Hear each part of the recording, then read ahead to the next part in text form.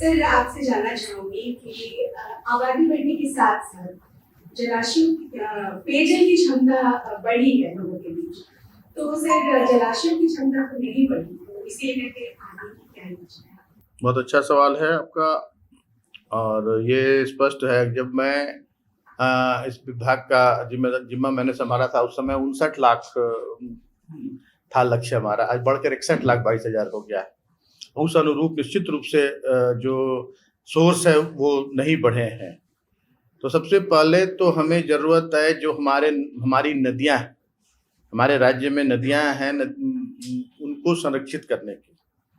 आज लुप्त प्राय होती जा रही है, बहुत सारी नदियाँ अपना स्वरूप खोती जा रही है। लगता नहीं है कि ये हमारे विधानसभा में ही, जब मैं छोटे में वहाँ बचपन में वहाँ पढ़ाई करता था गढ़वा में, तो उस समय 2 नदियाँ हमारे शहर के बीचों बीच गुजरती है, एक तांडो नदी, एक सरस्वती नदी, और दोनों में पुल बना हुआ है। मैंने अपनी आंखों से देखा है कि बारिश के दिनों में पुल के ऊपर से पानी जाता था, इतना उफान रहता था नदियों में, और आज वो नदियां नाले में परिवर्तित हो गई। अगर आप वहां से गुजरे, कभी मौका मिले अप्रैल में तो लगेगा कि कोई जो शहर का गली का नाला होता है वो दिखेगा। तो ये स्थिति है। तो सबसे पहले लोगों को जागरूक होने की जरूरत है। जल संरक्षण सबसे ज्यादा आज अहमियत है। हमारी जिंदगी तो कट जाएगी, लेकिन जो हमारे आने वाली पीढ़ी है उसके लिए एक बहुत बड़ा खतरे का संकेत है। इसके लिए हमें जागरूक, हम लोग तो, सरकार तो अपनी ओर से पूरा जो भी कदम है वो उठा रही है, लेकिन आम नागरिक को भी इसके लिए जागरूक होना पड़ेगा। और जहाँ तक नए सोर्स की बात है, तो नए सोर्स के लिए भी हम लोग इस पर काम कर रहे हैं। हमारा सिंचाई विभाग इस पर काम कर रहा है। सिंचाई विभाग की जिम्मेदारी होती है डैम बनाना और भी जलाशयों का निर्माण करना, तो इस पर सिंचाई विभाग पूरी तरह से काम कर रहा है। सबसे पहले मैं कहूँगा कि आपके सवाल ये, आपको इसको प्रमुखता से ये करें कि जनता को जागरूक होना पड़ेगा कि हम अपने जो स्रोत हैं उनको हम संरक्षित करें और उनका विनाश ना होने दें। ये सबसे अहम ये होना चाहिए, कर्तव्य होना चाहिए राज्य की जनता का, तभी आने वाली पीढ़ी हमारी सुरक्षित रह पाए। अभी जैसे रांची में 3 डैम है सर, जहाँ से जलापूर्ति पूरे रांची शहर को की जाती है, धुरवा डैम, कांके डैम, लुक्का डैम। अभी वाटर कनेक्शन की संख्या जो है सर 1,10,000 के आसपास है, क्योंकि रांची में कहा जा रहा है कि 2,25,000 जो घर है, सारे घरों को जो वाटर कनेक्शन दिया जाएगा। 2016 के समय में जो है बारिश ठीक से नहीं हुई थी सर, तो उस समय जो है राशनिंग जो है रांची में शुरू हो गई थी, सप्ताह में 2 या 3 दिन धुरवा डैम से जलापूर्ति। तो ये जो वर्तमान में ये 3 ही डैम है, तो क्या इन डैमों का गहरीकरण या नया डैम बनाने का भी, जहाँ से भविष्य में जलापूर्ति किया जा सके रांची शहर के लोगों को? देखिए, समय समय पर डिसिल्टिंग का काम होता रहता है। हमारे कार्यकाल में तो नहीं हुआ, लेकिन हमारे पहले मैंने अखबारों में देखा था कि धुरवा डैम का भी, गेतल सूद का भी इसका डिसिल्टिंग का काम हुआ था। और आज के दिन में जो स्थिति है, इसमें पर्याप्त मात्रा में तीनों जो हमारे, चाहे वो कांके डैम हो या गेतल सूद हो या धुरवा हो, ये सभी जगहों पर काफी पर्याप्त मात्रा में जल उपलब्ध है, जिससे अगर अब 1 साल से ज्यादा तक हम निर्बाध रूप से पूरे रांची शहर को शुद्ध पेयजल उपलब्ध करा सकते हैं। और जहाँ तक कनेक्शन की बात है, तो कनेक्शन का अब ये जिम्मा थोड़ा सा अब ये हो गया है, जुडको के द्वारा शहरी निकाय में जो है ज़्यादा काम कराए जा रहे हैं। हमारे पेयजल स्वच्छता विभाग ये काम नहीं करता है अब शहरी क्षेत्रों में। जो पहले के हैं, पहले की योजनाएं हैं, जो पहले के स्कीम्स हैं, उनको संपादित कराया जा रहा है, उनको संचालित किया जा रहा है। पुरानी योजनाओं, नई जितनी भी योजनाएं हैं अब जुडको के माध्यम से नगर विकास विभाग की ओर से कराई जा रही है। तो ये तीनों डैम आज के दिन में पूरी तरह से पूरे रांची वासियों को पेयजल उपलब्ध कराने के लिए पर्याप्त मात्रा में तीनों डैम में आज के दिन में पानी है। आपका डिपार्टमेंट से जो है, जो पथ निर्माण विभाग है, वो भी जो परेशान है।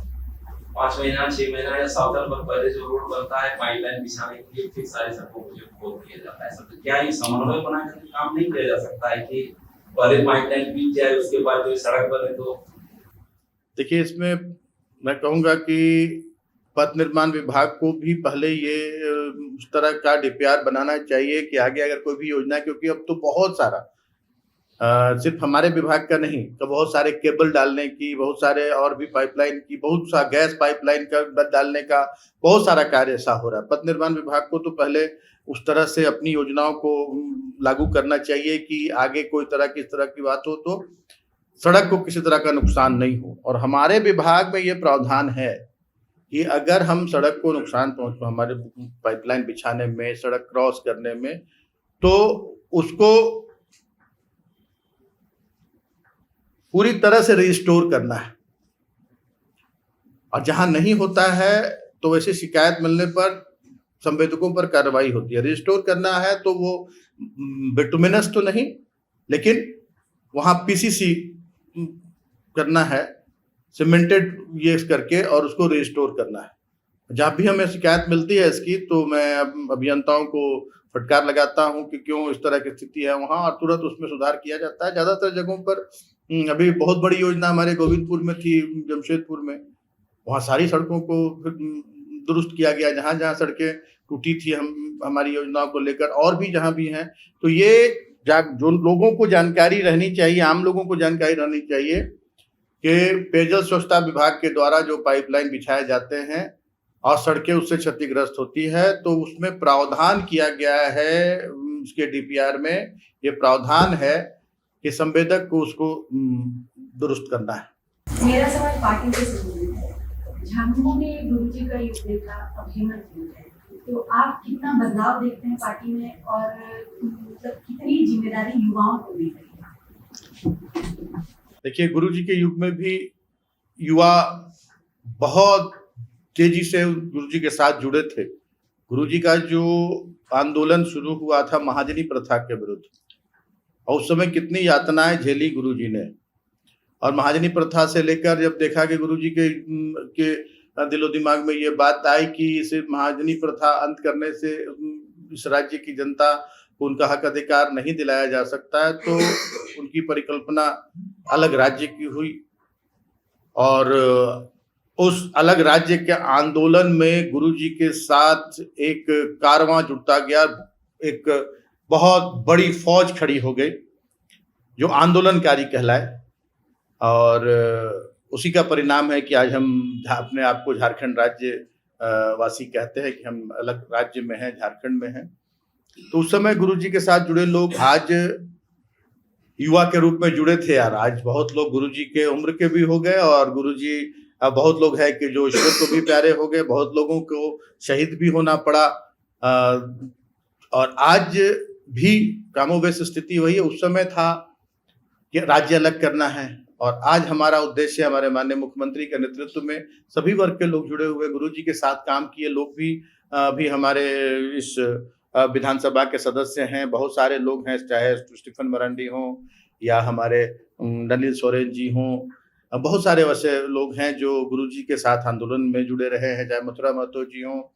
तो सभी लोग गुरुजी के साथ ही रहे हैं, उनके आंदोलन के साथ ही रहे हैं। और आज युवाओं का भी तेजी से झुकाव, पूरे राज्य की जनता का झुकाव झारखंड मुक्ति मोर्चा की ओर हो रहा है।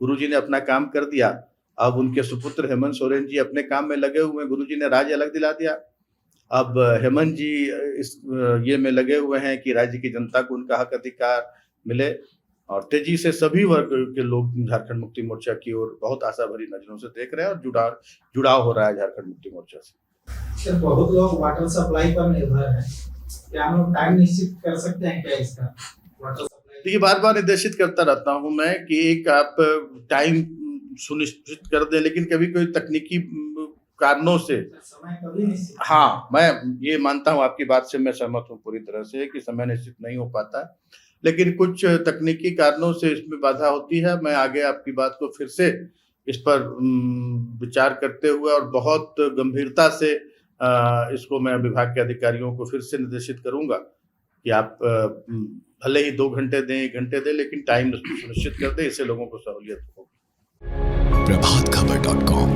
विश्वास वही, रफ्तार नहीं।